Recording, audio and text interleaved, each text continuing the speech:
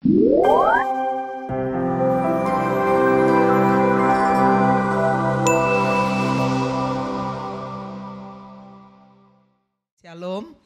salam damai sejahtera di dalam kasih Tuhan Yesus Kristus. Saya ingin menyambut apakah ada di antara Bapak Ibu Saudara yang baru pertama kali hadir beribadah di gereja Happy Family.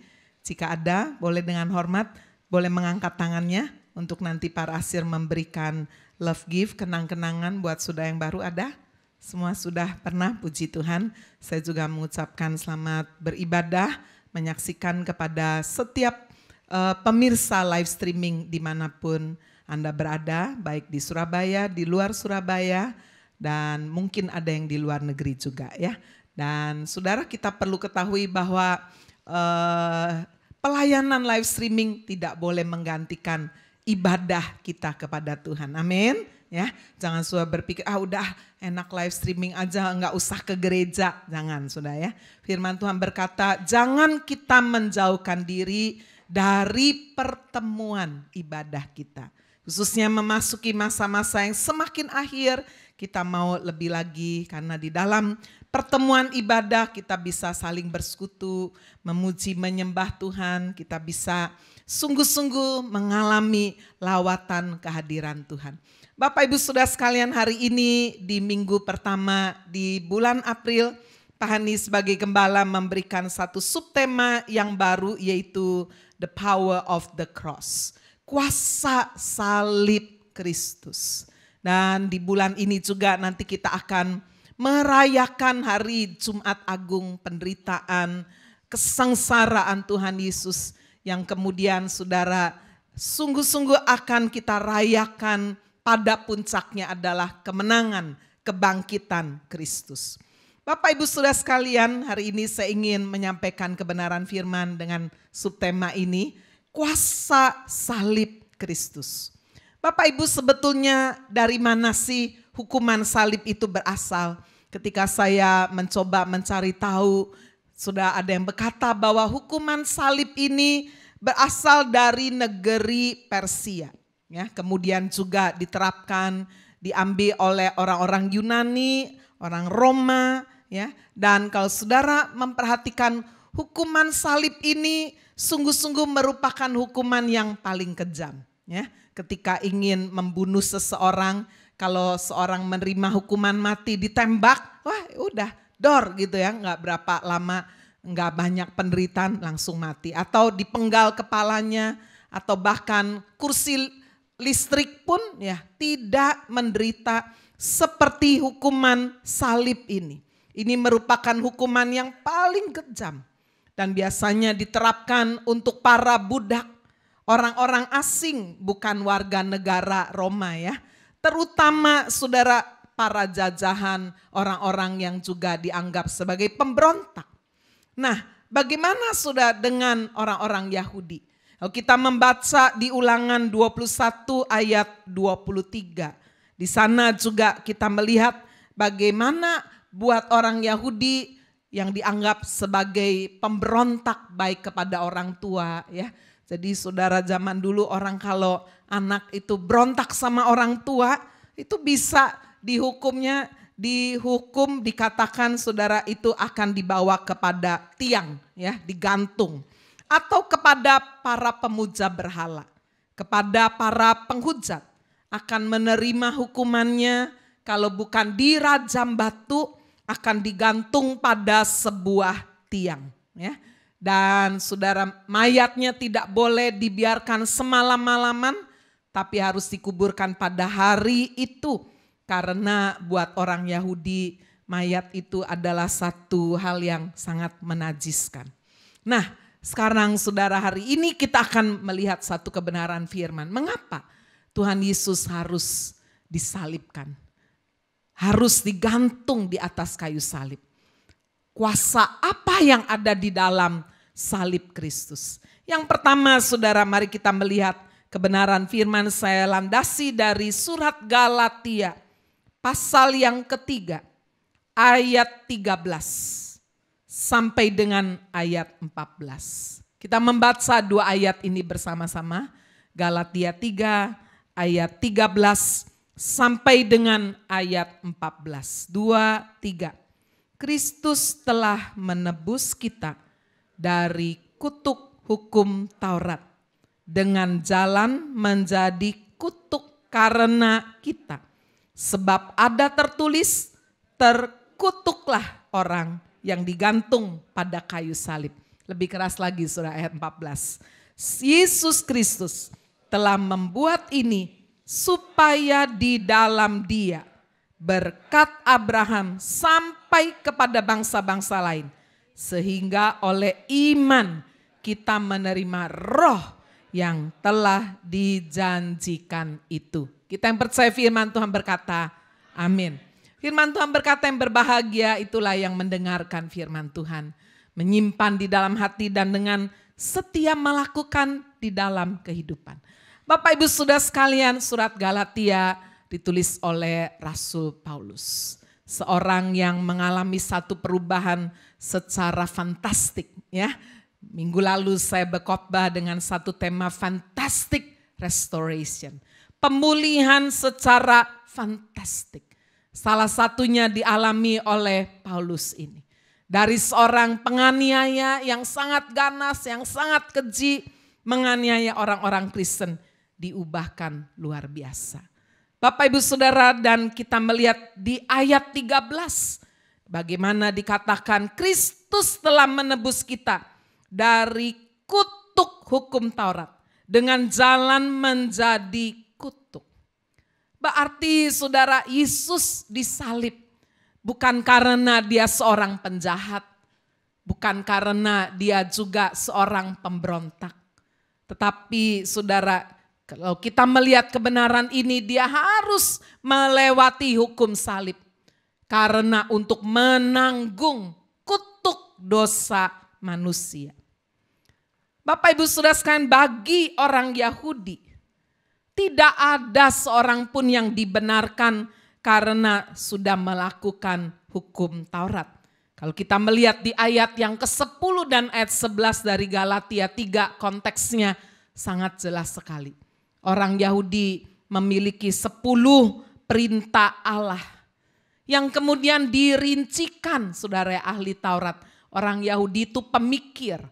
Jadi pada waktu Musa menerima 10 perintah Allah di Gunung Sinai, maka oleh ahli-ahli Taurat ini dirincikan ya, luar biasa, diselidiki sampai kemudian menjadi 613 hukum.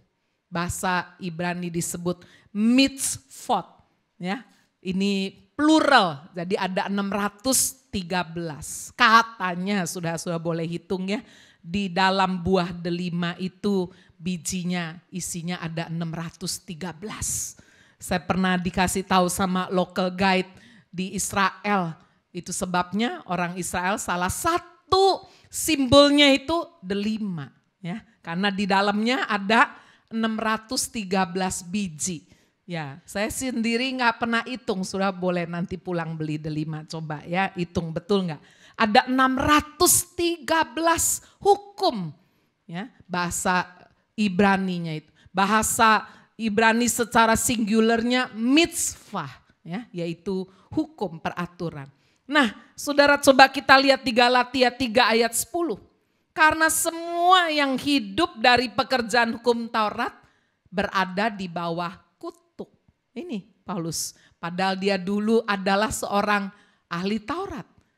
Dia berkata di Filipi bahwa dia menjalankan hukum Taurat tanpa cacat.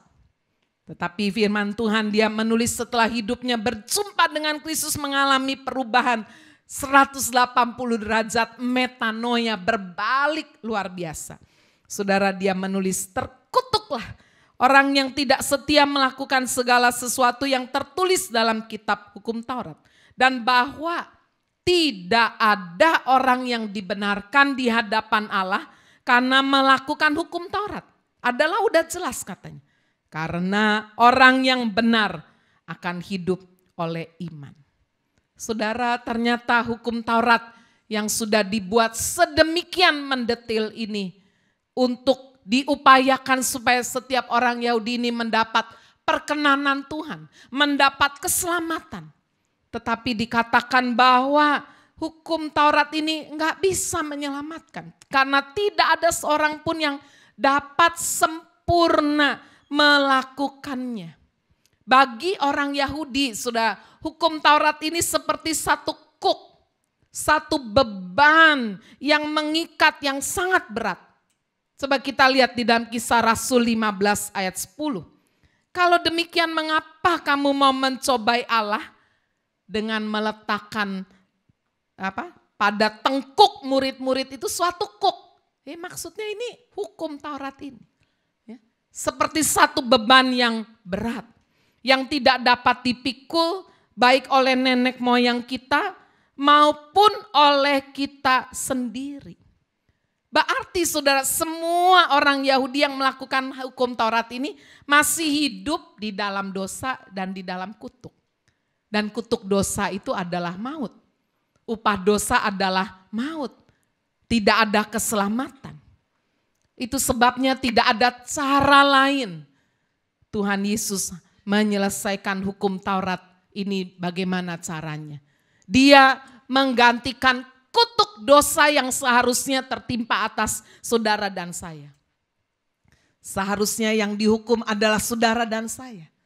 Tetapi dia menggantikan itu. Dia dihukum mati di atas kayu salib. Sehingga kita diselamatkan saudara oleh satu hukum yang disebut kasih karunia. Amin saudara. Kita tidak perlu mengalami penyiksaan itu. Kita tidak perlu berusaha dengan segala usaha-usaha yang dilakukan oleh manusia. Kisah Rasul 15 ayat 11. Sebaliknya, kita percaya bahwa oleh kasih karunia Tuhan Yesus Kristus kita akan beroleh keselamatan sama seperti mereka juga. Hukum Taurat yang di dalamnya ada 613 perintah. Itu sebabnya kalau saudara berkenalan ada orang Yahudi ya, atau saudara pernah pergi ke Israel, khususnya di Yerusalem loh ya. Karena tidak semua orang Yahudi juga menjalankan hukum Taurat dengan sungguh-sungguh. Kalau dia orang Yahudi yang modern, wah ya sama juga kan. Agama-agama ada yang fanatik sekali, ada yang moderat juga. Orang Yahudi yang modern ya banyak penyanyi-penyanyi, artis-artis Yahudi juga. Ya hidupnya juga sama seperti orang-orang dunia. Tapi kalau saudara lihat di Yerusalem, bagaimana saudara yang dianggap kota suci ini masih banyak sekali orang-orang yang melakukan dan menjalankan hukum Taurat. Mereka masih pakai jubah-jubah yang panjang. Bayangkan setiap hari loh saudara pakai bajunya sama. Ya, mau musim panas, musim dingin, ya gitu aja. Baik yang laki maupun yang perempuan. Saudara, mereka kemana-mana juga membawa buku doa ya. Mereka pakai baju jubah yang ada jumbai-jumbainya. Persis yang ada di dalam Alkitab ini. Mereka di jalan-jalan, di tikungan-tikungan berdoa katanya. Nah saudara-saudara sekalian, firman Tuhan berkata bahwa ini seperti satu kuk yang sangat menekan mereka. Tapi firman Tuhan berkata bahwa ini tidak bisa menyelamatkan. Tuhan Yesus datang sebagai satu pribadi yang dianggap sebagai pemberontak. Ya, karena dia sepertinya mengubah tatanan yang ada di dalam hukum Taurat ini. Seharusnya saudara mereka melihat bahwa Tuhan Yesus datang bukan untuk membatalkan, tapi menyempurnakan. Kesempurnaan hukum Taurat ada di dalam Kristus. Menyempurnakan hukum yang berat sekali. Ya. Ingatlah hari Sabat contohnya. Waduh, jangan melakukan apa-apa di hari Sabat. Sampai nyalain listrik aja nggak boleh. Jadi kalau udah hari Sabat dimulai dari hari Jumat sore itu, mereka nggak boleh masak saudara. Nggak boleh pasang api, karena itu dianggap bekerja. Jadi kalau sakit juga saudara nggak boleh diobati. Bayangkan gimana ini, apa bisa menjalankannya benar-benar. Itu sebabnya Yesus berkata kamu ini seperti orang yang munafik. Ketika Yesus menyembuhkan orang-orang lumpuh, orang sakit, Pada hari Sabat, wah dikritik. Yesus berkata, kalau lembumu terprosok masuk sumur hari Sabat, apa kamu diemin aja? Ya, saudara tahu orang Yahudi itu meditnya pol, perhitungannya luar biasa. Jadi kalau ada kambing, domba, ya lembu, sapi masuk sumur, nggak mungkin mereka diemin. Pasti sudah. Ya, Yesus berkata kalau kambing, domba, lembu, sapimu aja masuk sumur kamu tolong. Masa ini ada orang yang sakit saya nggak sembuhkan. Ya ini karena diikat oleh hukum Taurat. Sehingga sudah nggak bisa lagi saudara membedakan mana yang benar, mana yang tidak. Yesus datang menyempurnakan hukum Taurat yang seperti kuk menekan dengan berat itu dengan hukum kasih. Disempurnakan. Di Matius 22 ayat 37 Yesus berkata hukum kasih.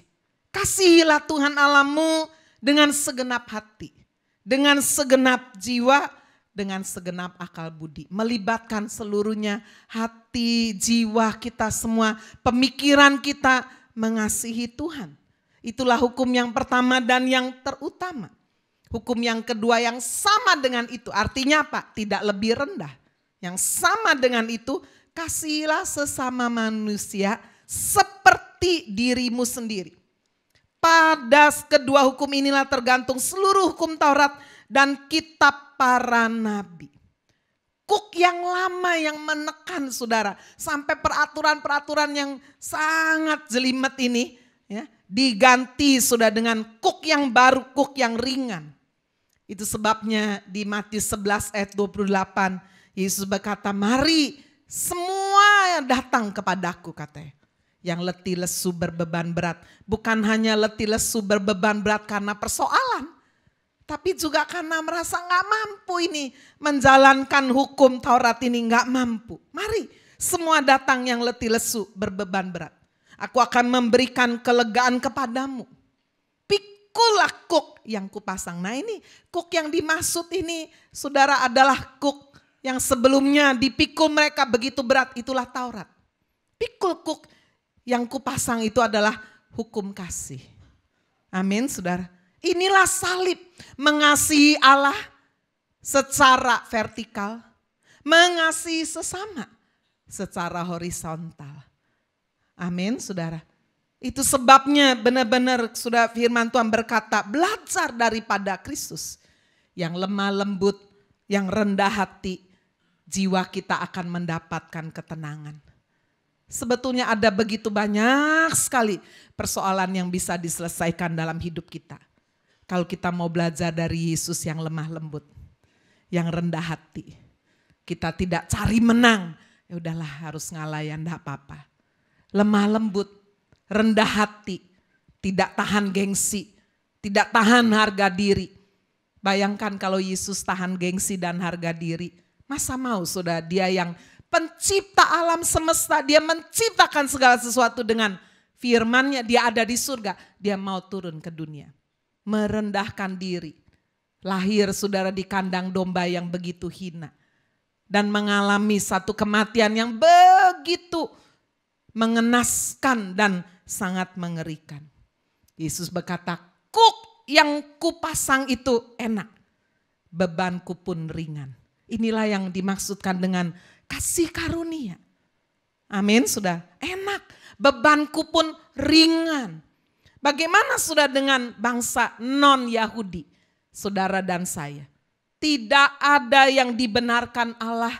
Kalau tadi bagi orang Yahudi, tidak ada yang dibenarkan dan mampu melakukan hukum Taurat dengan sempurna, enggak ada. Jadi sudah prinsip hukum Taurat itu walaupun orang melakukan semua hukum tapi ada satu aja yang enggak dijalanin, udah sia-sia. Jadi Paulus juga saudara menyimpulkan kalau begitu enggak ada orang yang bisa diselamatkan karena melakukan hukum Taurat. Bagaimana dengan kita bangsa non-Yahudi? Tidak ada yang dibenarkan Allah karena melakukan perbuatan baik. Atau karena ibadah-ibadah kita. Efesus 2 ayat 8 sampai 9. Sebab karena kasih karunia kamu diselamatkan oleh iman. Itu bukan hasil usahamu tetapi pemberian Allah. Itu bukan hasil pekerjaanmu, jangan ada orang yang memegahkan diri. Tidak ada satu agama apapun yang menyelamatkan. Agama yang menekankan bahwa kita harus berbuat baik, harus beribadah sedemikian rupa sampai menyiksa diri. Sudah, kalau kita membaca sejarah gereja-gereja itu menarik sekali. Ada seorang Jerman yang bernama Martin Luther, ya, kalau saudara baca dalam sejarah itu. Dia lahir, saudara, dari satu keluarga yang menghendaki dia menjadi seorang ilmuwan. Tapi pada suatu kali, saudara, waktu dia pulang dari sekolah, ya, tadinya dia nggak sekolah yang ada hubungannya dengan agama. Dia kena petir, waduh, dia takut sekali, hampir mati. Lalu dia berdoa sesuai dengan keyakinannya. Ya Tuhan, ya Santa, ini kalau saya selamat, saya mau jadi rahib. Wah, ternyata dia selamat. Jadi akhirnya, saudara, dia sekolah untuk jadi rahib. Dia taat luar biasa. Benar-benar, saudara, seperti satu kehidupan agama yang menyiksa diri.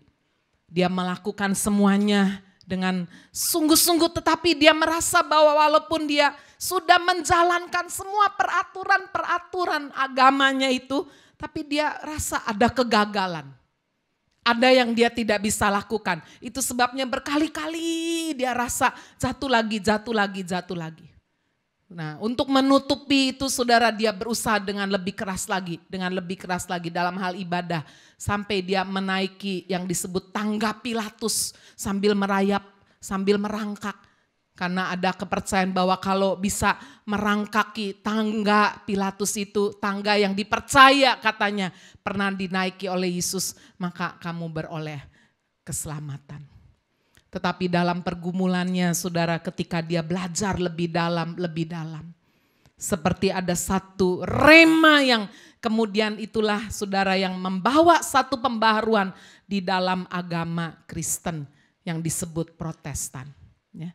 Yaitu ketika dia sampai kepada ayat firman Tuhan bahwa ternyata orang benar itu hidup karena iman. Orang yang benar itu akan hidup oleh iman. Itu di Galatia 3 ayat 11. Oleh iman.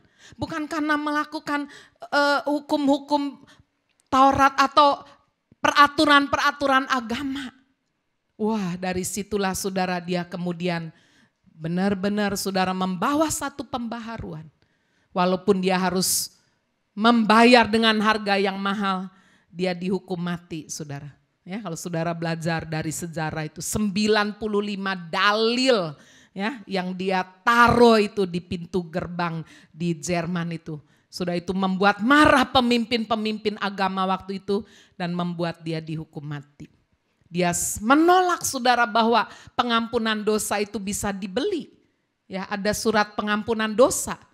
Karena gereja mau bangun satu bangunan yang besar. Jadi, saudara, imam-imamnya ini berusaha untuk cari uang gimana ini. Oh, ini jual aja surat pengampunan dosa, disebut indulgensi ini. Jual aja. Sampai ini diajarkan oleh rahib-rahib, bayangkan. Siapa yang mau diampuni dosanya dan juga yang punya keluarga yang udah mati, kita bisa juga minta pengampunan dosanya. Ini dijual suratnya, pengampunannya. Baik yang mati, baik yang hidup. Wah, saudara, bagi orang yang tidak membaca dan memahami kebenaran, sepertinya ini satu jalan keluar yang gampang, ya. Oh, bayar aja semua. Tapi buat Martin Luther yang sudah dibukakan oleh kebenaran firman, wah, nggak benar ini. Masa dosa bisa diselesaikan dengan membayar uang? Dosa itu dibayar oleh Tuhan Yesus di atas kayu salib dengan darahnya sendiri. Firman Tuhan berkata, bukan oleh emas, perak, barang yang fana, tapi oleh darah Kristus. Wah, sudah baca itu, ya, sejarah itu ngeri sekali. Bagaimana, saudara, pemimpin-pemimpin agama yang sudah dikuasai oleh uang, oleh kekuasaan, ya, bisa benar-benar, saudara, menyesatkan begitu banyak orang. Martin Luther sudah meninggal, saudara, dia dihukum mati, tetapi pengajarannya, pembaharuannya sungguh-sungguh menghidupi kita sampai hari ini. Bahwa orang benar hidup karena iman. Amin. Kita diselamatkan bukan karena perbuatan baik. Walaupun bukan berarti kita sudah percaya Yesus nggak usah berbuat baik. Kita berbuat baik bukan supaya selamat, bukan supaya Tuhan semakin mengasihi kita, bukan. Tetapi kita berbuat baik karena kita sudah diselamatkan. Amin, saudara. Ya, itu adalah hal yang pertama. Yesus harus melewati kutuk salib di atas salib karena tidak ada cara lain. Harus ada yang menanggung kutuk dosa itu. Dan hanya Yesuslah yang dipilih oleh Allah untuk sungguh-sungguh menanggung kutuk dosa.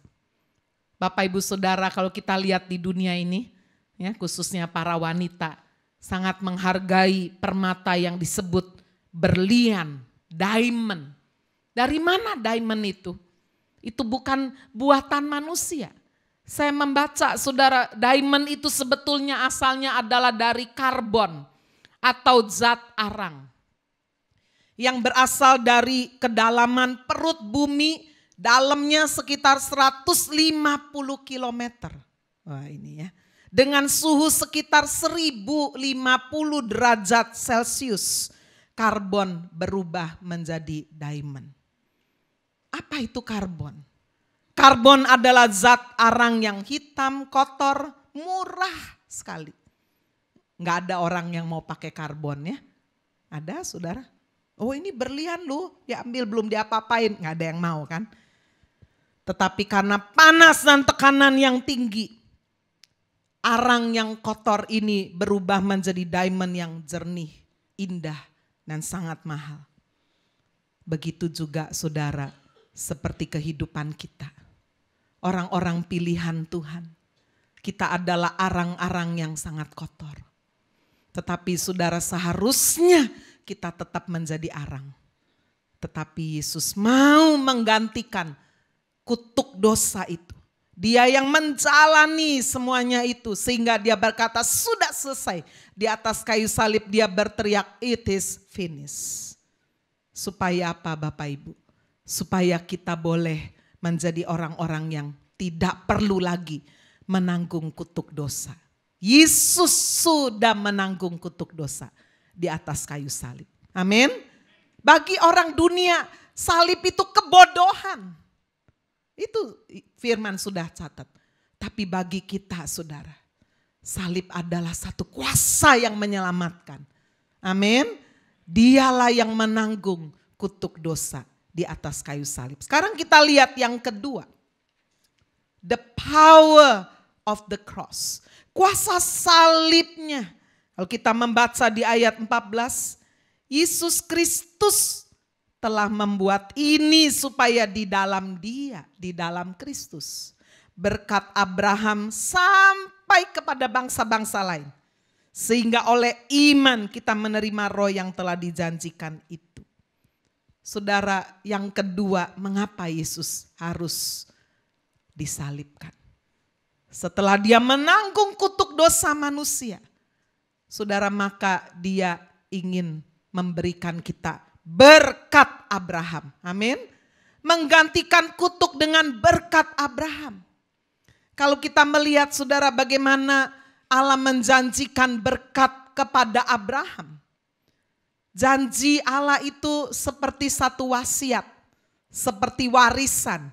Ya, saudara orang tua harus persiapkan surat wasiat loh, supaya anak-anak jangan gegeran nanti ya. Wah, orang tuanya meninggal udah tenang masuk surga. Kalau meninggalkan harta, nggak ada surat wasiat bisa gegeran. Nggak meninggalkan harta repot juga kan ya. Nah, jadi saudara, surat wasiat ini tidak bisa dibatalkan. Jadi di dalam Galatia pasal 3 ayat 15 kita membaca, saudara-saudara, baiklah kupergunakan suatu contoh dari hidup sehari-hari. Suatu wasiat yang telah disahkan sekalipun ia dari manusia tidak dapat dibatalkan atau ditambahi oleh seorang pun. Jadi Tuhan pernah Allah memberikan janji kepada Abraham. Itu ditulis saudara, janji itu di dalam Kejadian pasal 12 ayat yang ke-7, nanti kita baca ya. Janji itu seperti wasiat. Walaupun sudah ribuan tahun, Abraham hidup 430 tahun sebelum ada hukum Taurat. Janji itu tidak dapat dibatalkan oleh hukum Taurat. Karena apa? Karena sebelum ada hukum Taurat, Allah sudah memberikan janji itu kepada Abraham. Itu sebabnya ditulis di ayat 17, maksudku ialah janji yang sebelumnya telah disahkan Allah tidak dapat dibatalkan oleh hukum Taurat yang baru terbit 430 tahun kemudian sehingga janji itu hilang kekuatannya. Jadi saudara, inilah janji Tuhan untuk Abraham, yaitu bahwa dia akan memberkati. Tetapi saudara, Allah tidak hanya berjanji kepada Abraham saja, tetapi Allah berjanji kepada Abraham dan keturunannya. Kenapa tidak disebut keturunan-keturunannya? Ini dijawab sudah di ayat 16. Galatia 3, adapun kepada Abraham diucapkan segala janji itu dan kepada keturunannya. Tidak dikatakan kepada keturunan-keturunannya. Seolah-olah dimaksudkan kepada banyak orang. Tetapi kepada satu orang yang dimaksudkan adalah keturunan yang singular, itu dimaksudkan adalah siapa saudara? Kristus. Jadi ini kaitannya Galatia 3 ayat 14 dengan Kejadian pasal 12. Tuhan berjanji kepada Abraham dan keturunannya. Nah, saudara periksa lagi. Tidak disebut kepada keturunannya. Keturunannya jelas adalah Kristus. Lalu saudara, peranan hukum Taurat itu apa? Kalau kemudian kita harus hidup di dalam hukum kasih karunia supaya kita diselamatkan. Hukum Taurat itu seperti penuntun. Kalau saudara menikah, ya, ada yang pengapitnya, penuntunnya. Penting saudara untuk menuntun yang laki-laki biasanya diapit ya. Satu di kiri, satu di kanan. Yang perempuan-perempuan juga. Saya waktu menikah, saudara, banyangnya itu selusin. Wah, banyak sekali. Ya, saya lupa sudah 6 pasang apa 12 pasang ya. Pokoknya banyak sekali. Mereka yang ngatur semua. Itu pengapit. Tapi begitu saya sudah diketemukan sama suami saya, pengapitnya masih ikut terus, saudara. Mundur kan. Nah, seperti itu. Hukum Taurat itu fungsinya adalah sebagai penuntun aja. Sampai Kristus datang. Coba lihat di Galatia 3 ayat 24. Jadi hukum Taurat adalah penuntun bagi kita. Sampai Kristus datang. Supaya kita dibenarkan karena iman. Sekarang iman itu telah datang. Karena itu kita tidak lagi berada di bawah pengawasan penuntun. Udah ketemu sama mempelainya kok, masa penuntun ikut-ikutan terus. Jadi saudara, kita bisa lihat berkat Abraham digenapi di dalam Kristus. Kepada Abraham dan keturunannya, yaitu Kristus, digenapi. Tetapi karena Kristus adalah kepala daripada jemaat, saudara dan saya adalah anggota tubuh Kristus. Maka saudara, kalau kepalanya diberkati, anggota tubuh Kristusnya diberkati tidak? Diberkati. Amin. Janji berkat ini bagi Abraham dan keturunannya. Keturunannya adalah Kristus. Tapi karena Kristus adalah kepala, kita adalah anggota tubuh Kristus, kita pun diberkati. Coba kita lihat janji berkat ini luar biasa. Kejadian pasal 12. Mari kita melihat sudah Kejadian pasal 12 ayat yang kedua dan ayat yang ketiga. Aku akan membuat engkau menjadi bangsa yang besar dan memberkati engkau serta membuat namamu masyhur. Engkau akan menjadi berkat. Aku akan memberkati orang-orang yang memberkati engkau dan mengutuk orang-orang yang mengutuk engkau. Dan olehmu semua kaum di muka bumi akan mendapat berkat. Bapak Ibu, Kalau kita memahami janji berkat ini, saudara-saudara sekalian, mari kita mau sungguh-sungguh hidup di dalam kebenaran janji ini. Supaya janji ini tidak hanya menjadi teori, tapi menjadi kenyataan. Firman Tuhan berkata, the truth that you know shall set you free. Kebenaran yang kamu tahu mengubah kehidupan kita. Kita berkata, wow, hidup saya berarti sudah benar-benar ditanggung kutuk dosa oleh Yesus di atas kayu salib. Lalu setelah dia menanggung kutuk dosa di atas kayu salib, kutuk itu diganti menjadi berkat-berkat Abraham. Amin, saudara. Kepada Abraham dan keturunannya, yaitu digenapi di dalam Kristus. Kristus adalah mempelai laki-laki kita. Kita adalah mempelai perempuan gerejanya. Firman Tuhan surat Roma berkata bahwa kita adalah lebih dari pemenang. Amin. Karena Yesus yang sudah berperang, dia yang sudah maju, sudah memberikan hidupnya, nyawanya. Kita lebih dari pemenang.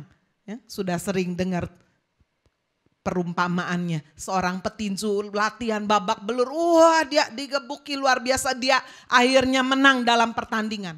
Dapat hadiah emas, dapat hadiah uang.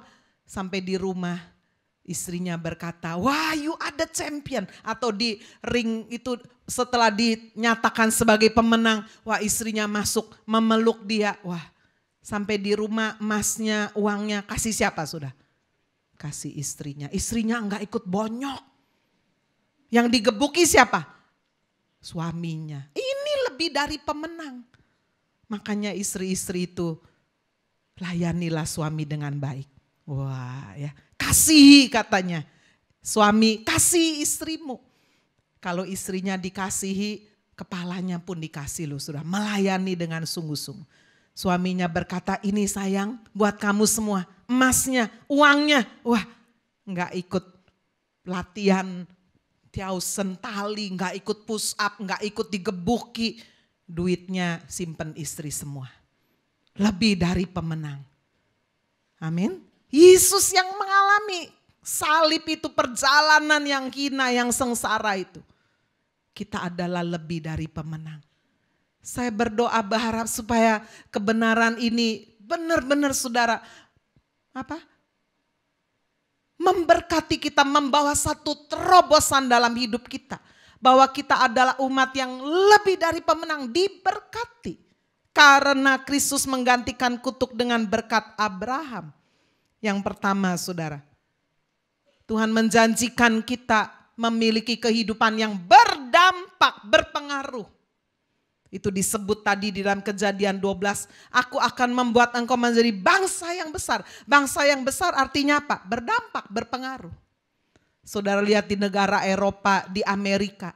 Sudah kalau jalan di sana sudah lebih banyak kepala dengan rambut warna hitam daripada rambut warna blond, pirang. Kenapa? Sebab banyak dikuasai oleh orang-orang yang non-Amerika, non-Eropa masuk ke sana sekali beranak 10, 18. Wah belum lagi istrinya gak 1, 2, 3, 4. Satu istri anaknya 5 aja berapa sudah? Semakin besar, semakin mempengaruhi. Kalau ada pemilihan apa-apa, suara yang banyak. Artinya sudah bangsa yang besar ini artinya adalah berdampak. Tuhan menjanjikan bahwa kita akan menjadi satu umat yang hidupnya berdampak, berpengaruh. Amin, saudara. Apakah hidup saudara hari ini sudah berdampak? Sudah berpengaruh? Kalau saudara berkata the power of the cross, kuasa salib, coba tanya, apakah saya yang sudah mengalami satu kehidupan yang dibebaskan dari kutuk dosa, ada di dalam berkatnya Abraham. Apakah hidup saudara sudah berdampak? Sudah berpengaruh? Apakah keluarga bisa merasakan? Atau orang berkata, lu dia Kristen ya, dia melayani. Kok gitu ya? Berarti saudara belum berdampak, belum berpengaruh. Memiliki kehidupan yang tidak berkekurangan. Ya, karena dikatakan saudara tadi di dalam Kejadian pasal 12 ayat yang kedua, ayat yang ketiga dikatakan kamu akan diberkati. Artinya apa? Tidak akan kekurangan. Hidupnya diberkati. Mazmur 112 ayat 2 ya, dikatakan bahwa orang benar itu akan diberkati, angkatan orang benar akan diberkati. Pasal 37 ayat 25-26, dahulu aku muda, sekarang aku sudah menjadi tua, aku tidak pernah melihat orang benar. Anak cucunya minta-minta roti, minta belas kasihan kiri kanan. Kalau saudara sampai hari ini masih menghadapi kenyataan minta-minta belas kasihan, pinjam kiri kanan, saudara, ada sesuatu yang salah. Ada something wrong. Saudara tidak boleh hidup di dalam posisi seperti itu. Tapi saudara berkata, Bu, nasib saya kan saya miskin. Oh ya, kalau saudara lahir sebagai orang miskin, saudara tidak salah apa-apa. Tetapi kalau saudara mati sebagai orang miskin, kesalahannya lebih banyak kepada saudara. Saya membaca begitu banyak kisah inspirasional. Orang-orang yang miskin luar biasa. Tetapi ketika mereka tidak hidup di dalam nasib mentalnya, oh ya saya udah miskin, ya mau apa lagi? Ketika mereka berjuang melakukan bagiannya, mereka bisa menjadi orang yang diberkati, menjadi berkat, berdampak. Karena itu adalah janji Tuhan. Amin, saudara. Memiliki nama baik. Tadi dikatakan di Kejadian 12 ayat 2 dan 3. Namamu akan masyhur. Wah, luar biasa. Anak cucunya akan perkasa di bumi. Ayat 6b, orang benar itu akan diingat selama-lamanya. Hidupnya punya nama baik. Nama masyhur itu famous. Artinya apa, saudara? Punya nama baik, bukan notorious. Notorious itu terkenal jeleknya. Wah itu kalau utang enggak bayar. Wah itu kaya tapi medite pol. Wah itu taci itu tuh ya. Kalau makan itu mesti enggak mau bayar. Mesti ada alasan. Waduh dompetku ketinggalan. Aku tak kencing saya. Aku sakit perut. Aku pulang. Wah itu Wah itu namanya notorious. Wah kalau itu ngambil barang suwe itu bayarnya. Nah, namanya tidak termasyhur. Tapi kalau namanya termasyhur itu artinya apa? Terkenal baik. Amin saudara. Ini janji firman. Apakah saudara sudah membuat firman ini hidup di dalam diri saudara? Atau itu buat orang lain? Kalau itu buat orang lain berarti ada sesuatu yang harus dibenahi dalam hidup saudara. Janji firman Tuhan hidupmu menjadi berkat. Artinya apa? Hidup ini punya nilai. Nilai yang bisa jadi berkat buat orang-orang di sekeliling kita. Mazmur 112 ayat 9, ia membagi-bagikan. Ia memberikan kepada orang miskin, kebajikannya tetap selamanya. Tanduknya meninggi dalam kemuliaan. Orang fasik melihatnya lalu sakit hati, menggertakkan giginya lalu hancur. Hidupnya itu ada nilai yang dia bisa bagikan. Mengalami pembelaan Tuhan. Firman Tuhan berkata tadi janjinya Allah akan memberkati orang yang memberkati engkau. Mengutuki orang yang mengutuki. Artinya apa? Ada pembelaan. Kita seperti biji mata.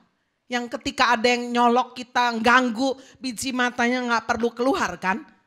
Tapi yang punya biji mata itu akan melakukan pembelaan. Ini janji Tuhan luar biasa.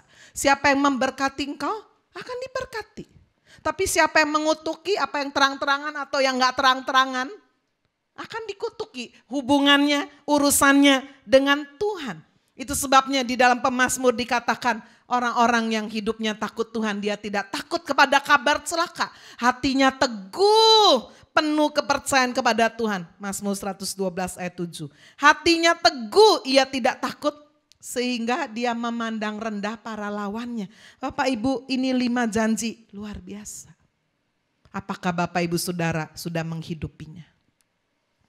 Saya membaca kisah seorang anak muda, saudara yang lahir dalam keluarga yang sangat amat miskin. Saudara, dia lahir di Osaka, Jepang tahun 1941. Orang tuanya buruh tani di Jepang, ya, sangat amat miskin. Lalu kemudian waktu orang ini besar dia pindah ke kota yang sangat kecil di Korea namanya Pohang. Tapi saudara, nasibnya tidak berubah. Orang tuanya petani sangat miskin sekali. Sehingga kalau pagi dia harus makan ampas gandum. Ya, saudara, dia ambil ampas itu dari hasil penyulingan minuman keras. Ya, ada ampasnya, diambil oleh orang tuanya, kasih makan anaknya. Kalau besar sudah dia nggak bisa makan, dia cuma minum air putih. Malam sorenya makan lagi ampas gandum. Tapi anak ini luar biasa, dia punya semangat. Walaupun orang tuanya sangat amat miskin sampai dia harus makan ampas gandum. Dia punya semangat, dia punya satu prinsip hidup, success is my right. Keberhasilan adalah hakku, hak setiap orang. Keberhasilan bukan hanya hak orang kaya. Amin. Amin. Di sini kalau saudara punya orang tua nggak kaya, jangan menyalahkan. Success is your right. Kesuksesan juga adalah hak saudara. Pemuda ini sudah tumbuh besar, dia terus belajar dengan rajin. Targetnya adalah dia dapat beasiswa. Benar sudah. SMA karena dia prestasinya bagus, dia bisa masuk ke perguruan tinggi terkenal. Dia masuk Korea University. Untuk biaya sehari-hari saudara, dia sekolah sambil kerja jadi tukang sapu jalan. Enggak malu. So, ada orang-orang yang, jadi tukang sapu, cleaning. Wah, nah itu. Saudara kalau hidup pakai gengsi, hiduplah makan itu gengsi. Dan saudara tidak akan pernah berhasil. Amin. Pemuda ini sambil kuliah dia dapat beasiswa, tapi kan dia harus beli buku dan sebagainya. Dia kerja apa aja. Angkat barang, kuli barang, sapu jalan. Wah, sampai akhirnya saudara dia bisa diterima di perusahaan Hyundai Group. Wah, dia kerja dengan rajin. Sampai satu kali saudara dia dapat julukan Bulldozer Man. Kenapa?